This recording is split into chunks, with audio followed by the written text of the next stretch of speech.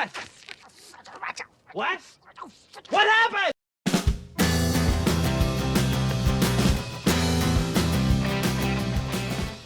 Welcome back to my channel, everybody. To anyone that's just found the channel, welcome to the channel. If you've coming back, then welcome back to the channel. Just briefly, massive thank you to the new subscribers, because I am getting new subscribers kind of trickling in at the moment, which is really lovely. So really nice to meet you. As I speak, I'm on 977. I was on 978 a few hours ago. Now 977, and I really do appreciate it. It's really lovely. As we've been saying in the Behind the Booktube tag, it really does matter when we meet new people with the new subscribers.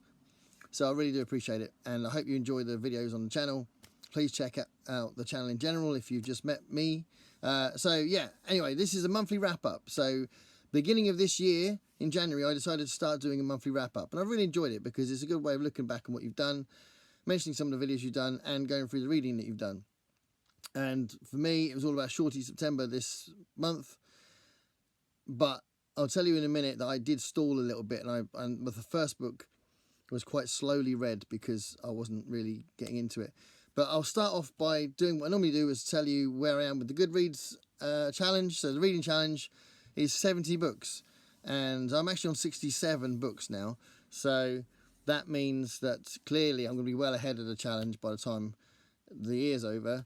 So it's fine, but I'm not going to, I don't think it's going to be a lot more than that, because I need to, like in November and December, I'll be reading bigger books, plus I need to start writing my next book, novel myself. So that's going to slow my reading down a little bit. But I have got a few to, or had a few to add, thanks to this month's reading. So yeah, quite happy with the rate I'm reading at the moment. So the videos I put up on the channel this month. I started the month with a video which was books relating to the Twilight Zone. So this is bouncing off something that Michael K. Vaughan did, and I love Michael's videos, and I love the Twilight Zone a lot. We both talk about the Twilight Zone privately as well, and it's one of the biggest things in my life, if you like, so I couldn't resist it. I had to do a video myself, and I chose some different books as well. So I did the Twilight Zone related books video. So check that out if you're interested.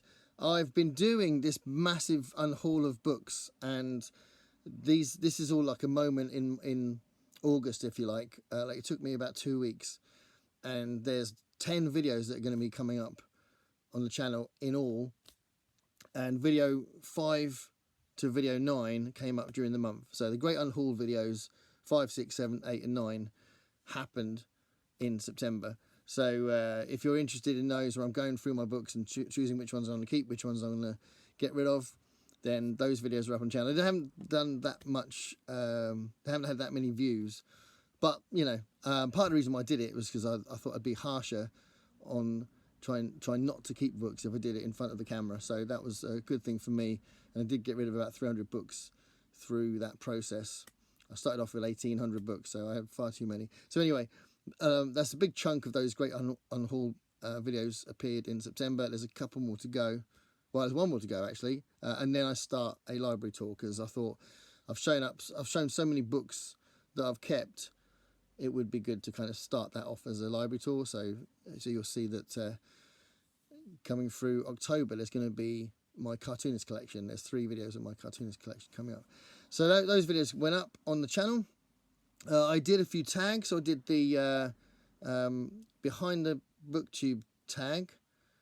I did the Lady Gaga tag that Michael Romeo Talks Books created, and also the Would You Rather tag as well, which people seem to like, which was cool.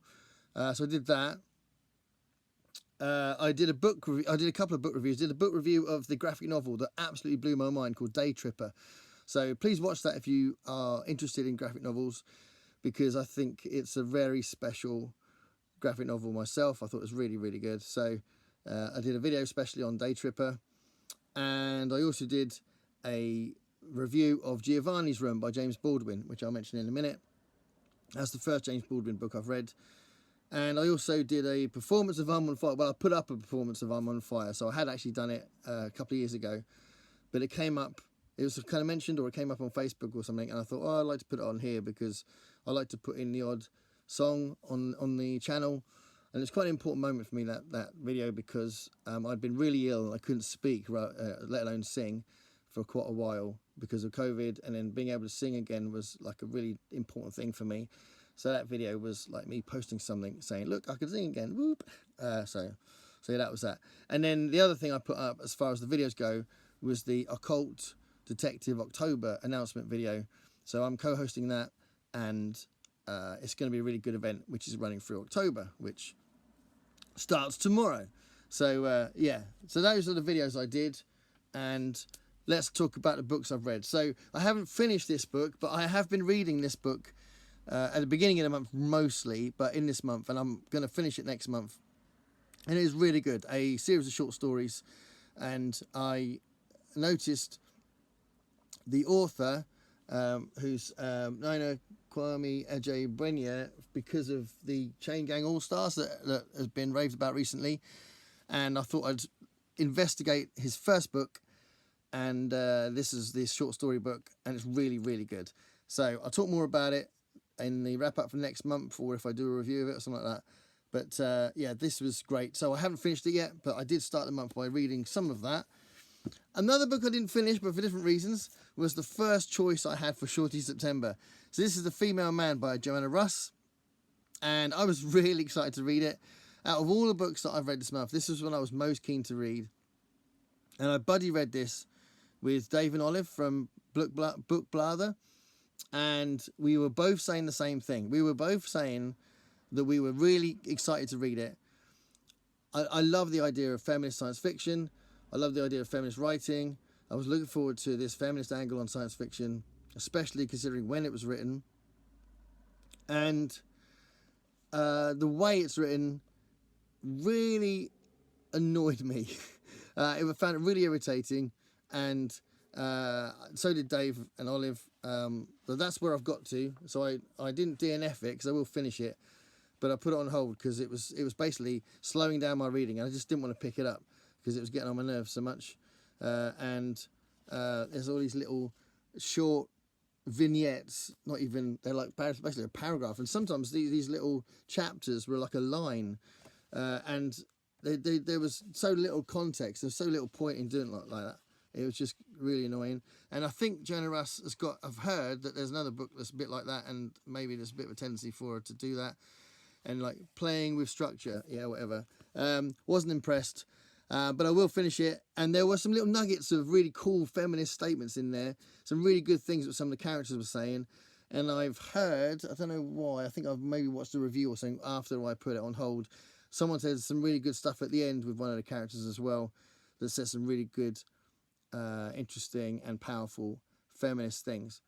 Great, but the way it's written, wasn't impressed. So anyway, I put that on hold because it was getting on my nerves. So then I thought, well, let's go for something that is likely to be, at worst, fine. And actually, it was just fine. And that was this one, which is Days at the Maraki bookshop. This was like a mass purchase that happened when me and a bunch of other booktubers met up. So there's videos about the meetup. It's fantastic. It was a fantastic day. Absolutely amazing. There is going to be more meetups, which is brilliant. So I'm looking forward to those. But I made friends with a bunch of booktubers, which was fantastic. And just because of a few things that happened with Charlie Brooke and then a few other people, there was this sort of moment of excitement over this book. And I joined in, and the first shop, me and Charlie were saying, "Oh, let's get this," and it just seemed like a really nice moment. So I was looking forward to reading this. I knew it was going to be a cozy read. And yeah, it was good, but it's nowhere near as good as the Miss Nakano's Thrift Shop book. It didn't have as much character to it. It wasn't quirky enough, really, and it was a bit plain. But I still enjoyed it, still finished it. It was likeable enough, but didn't blow my mind. Yeah, I got the impression Charlie felt the same. But yeah, it was nice to share the initial excitement and the reading experience with other people. So that was the first book finished for Shorty September, and then after that I read another Ed McBain book, and this was a bit of a safe bet. So after what I thought was a cozy read that might be a safe bet, that was just an okay bet. I thought, well, I'll go with a crime novel, which is probably going to do what it says on the tin, probably not going to be particularly revolutionary. And Ed McBain, I knew I'd really enjoyed an Ed McBain book before when I read Cop Hater for Garbaugust, and I really did enjoy that. So I picked this one up, which is one of the hard case crime books I've got in this little collection I've gathered of hard case crime books, and it was really enjoyable. It was really good. He really knows how to write. The plot was unpredictable and interesting, and the characters were really cool. His character was really cool, and yeah, I just think it's, you know, he knows how to write, he knows how to tell a story, and it was very short. It's quite a dinky book actually. So like, if you think of the average book being like that, it's just like little cute book. So yeah, The Gutter and the Grave, great crime title, by Ed McBain, was really good. And I won't say too much because once I've read more of them, I'd like to do a video about more of these books, because they're quite an interesting project, if you like, for the people gathering these books together for this series. So yeah, a very successful moment in Shorty September. I thought that was a lot of fun. And then probably the best book out of all of the things I read in September, I read my first James Baldwin book, which is Giovanni's Room. So that's his second novel, written in the 50s, and he'd already had a lot of acclaim as a black writer, writing letters or commentary, or his first novel, which is Go Tell It on the Mountain. I think my mind just doubted myself, I think, and he got lots of praise for it. And he got this reputation as a black writer, but this is a novel where he deliberately wrote with just white characters. So he felt like he didn't want to just be defined by that, and writers shouldn't be just defined by that. So he deliberately wrote a book that explored his own homosexuality and the homosexuality of the characters in Paris. And it was brilliant, absolutely brilliant. I'm really looking forward to reading more James Baldwin. I was familiar with him as a civil rights figure, seen tons of video footage of him, and I'd read like a book which was like little snippets of his writing, which was called I'm Not Your Negro. And so this is the first full novel I've read, and it was brilliant, really, really good. So there is a review of this on my channel where I talk in more detail about it, so check that out if you're curious. So that was really good. And then the last thing I finished today, which was Cotton Comes to Harlem by Chester Himes. So Chester Himes is a man that I've heard about in various times in various ways, and because I'm reading more crime at the moment, I thought I definitely want to check out this guy. A really interesting man, a man who was arrested for armed robbery when he was 19, and he started writing short stories while he was in prison, and then started publishing novels when he got out, and I think that's the order that happened, and became very acclaimed for some of his writing later on in life. And Cotton Comes to Harlem is one of these that is considered a classic by Penguin. So yeah, it's really good. It's quite wild. I don't know whether to do a special video on it. What I might do is read a couple more and then do something on Chester Himes maybe. But there's a few things that kind of are a little bit jarring for modern readers, I think. The amount of times, because really that was the word that was used all the time, the amount of times the word coloured is put in the text as a description of someone might be a little bit like, whoa, all the time. But it's just what people were called then, because all the signs said no coloureds and all that sort of stuff, you know. So he was living with that word all the time. And also, there's a really, like, almost every page had him, like a character calling another character a mother raper. You mother raper, you know, you, if I got to get those mother rapers. And if they're trying to avoid the MF word, which is fine, I don't like saying that myself, and if they're trying to avoid that word, which is clearly very common in these kind of this kind of literature or this kind of art. Mother Raper sounds a lot worse. It sounds horrific. So that kept jarring like my reading as well.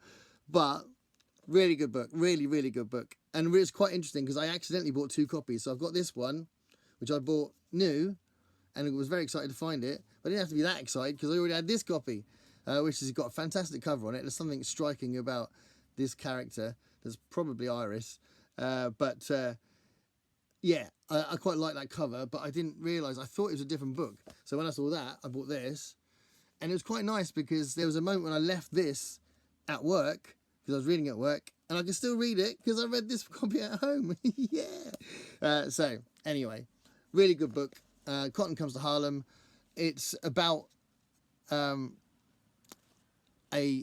ex-con who becomes a respected priest who is doing over the black community by nicking loads of money off them secretly, and that money gets nicked, and it's like the cops are trying to find the money, and they're also trying to do the priest over for the whole arrangement anyway. And Cotton Comes to Harlem is a reference to the fact that the money is hidden in this massive bale of cotton. So there's some like political undertones there with the sort of underlying message, which is kind of interesting. And it's kind of not even just implied, because it's said at the end, one of the characters says there's a reason why cotton was used. So it's quite subtle in that sense as well, but because it's the only time that's mentioned. But the cotton is there all the way through the book. Really good book, really, really good. I really enjoyed it, and I'm definitely going to find more Chester Himes. Going to look for more Chester Himes, but it's quite strong. So there's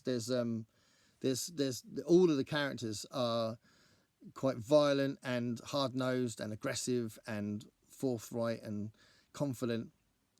And there's a I'm not going to spoil anything by saying there's a death in it that's quite sudden, that you're not expecting, that's quite shocking.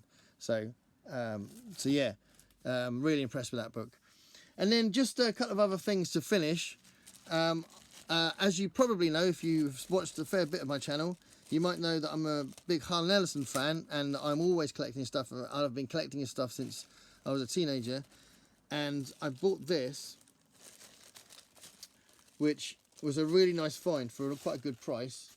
And these are 5 like comic adaptations of the original script of City on the Edge of Forever, which is the really famous Hugo Award-winning Star Trek episode where Captain Kirk, Spock and McCoy go back in time they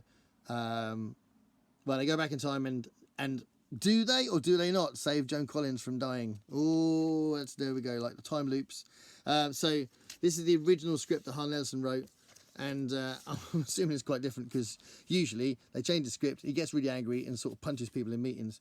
So Harlem Ellison's original script here, and I've also actually treated myself to another Harlem Ellison book that I've been looking for, that's on the Ace editions, which I really like, that's on the way in the post. So hopefully we'll get that next week. A book called Gentleman Junkie, which I haven't got. I've got loads of, I've got 2 massive piles of Harlem Ellison stuff, which I've gone over in another video, but I didn't have Gentleman Junkie, so that's on its way as well, which is cool. So there we are. That's my September. Some really good stuff read. The James Baldwin and the Chester Himes were the highlights, but some really good stuff there. It was really nice taking part in Shorty September. So big shout outs to the 2 people involved with that, which I'll link below. Tomorrow is October. Tomorrow starts the Occult Detective October, and I was going to try and squeeze a Halloween themed book first. Oh, there's also another book. Where's that? Is that here? Well, that's the one, by the way, that I said that was better than the other one. That is better than that. So if you get a chance to read that, Kawakami is so cool. She writes in a way that I think is much more interesting. So anyway, where's the book that... yeah, this one. I would like to read this for Halloween, but anyway. I wanted to try and read this relatively quickly as well. Bad Dolls. I bought this, and it's supposed to be Twilight Zone-ish kind of horror stories. So I'd like to read this, and it'd be nice if I can read this at the beginning of the month, so that I might be able to recommend it for Halloween. But tell me if you've read this. Rachel Harrison, Bad Dolls. Right, that's it. Thanks a lot. Bye.